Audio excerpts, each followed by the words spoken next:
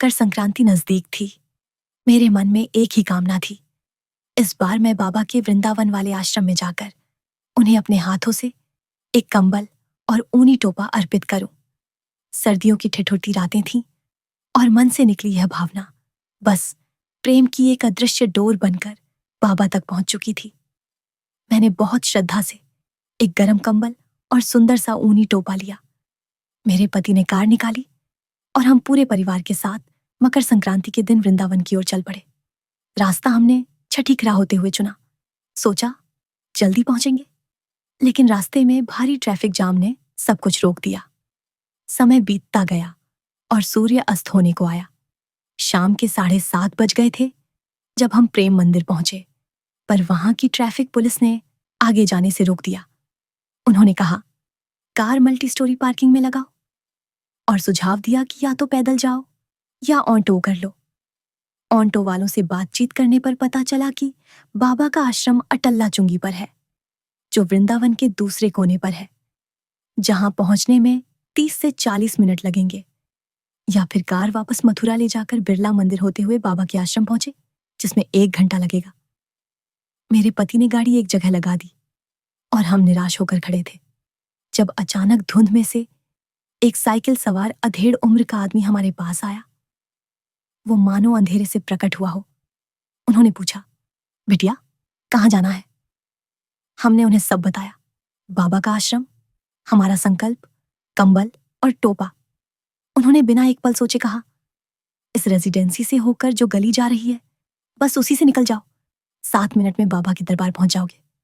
और फिर बोले, रास्ते में पुलिया के पास 2 पुलिस वाले खड़े होंगे, रोकने की कोशिश करेंगे, लेकिन तुम रुकना मत, चले जाना। उनकी आंखों में एक अजीब सी चमक थी और आवाज में अटूट विश्वास।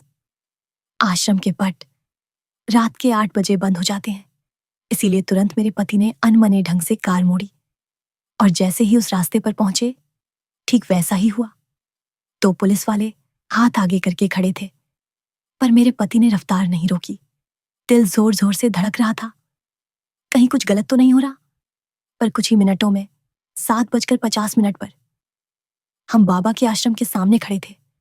हम फटाफट कार से उतरकर मंदिर की तरफ भागे तो देखा कि आरती हो रही है, और हमारे पहुंचते ही आरती पूरी हो गई। हमने फटाफट कंबल, टोपा, गुलाब की माला और प्रसाद वहां के सेवक को दिया, और उन्होंने ये सब लेकर मंदिर के पट बंद कर दिए। हम वहां हाथ जोड़कर खड़े रहे। तभी कुछ मिनटों बाद जैसे चमत्कार हुआ, मंदिर के पट फिर से खुले, तो हमने देखा कि बाबा ने वही कंबल ओढ़ रखा है जो हमने अर्पित किया था, वही टोपा पहन रखा है और वही गुलाब की माला धारण की हुई है, और वह मुस्कुरा रहे थे। 30 सेकंड बाद पुनः पट बंद कर दिए। हमारी आंखों से आंसू बह निकले। सेवायत ने कहा, आज रात बाबा इसी पोशाक में रहेंगे। यह सुनकर हमें यकीन ही नहीं हुआ, लेकिन बाबा की ऐसी कृपा से हम समझ गए कि इस चमत्कारी क्षण में बाबा हमारे साथ हैं और उनका आशीर्वाद हमेशा हमारे साथ रहेगा। उस रात एक बात मन में रह गई, वो साइकिल सवार कौन था? क्या वो बाबा खुद थे? आज भी जब उस रात को याद करते हैं, एक ही बात दिल को गुदगुदाती है और आंखें नम हो जाती हैं। वो सिर्फ एक संयोग नहीं था, वो बाबा थे, खुद बाबा, जो हमारे श्रद्धा के आगे अपना द्वार खोलने आ गए थे।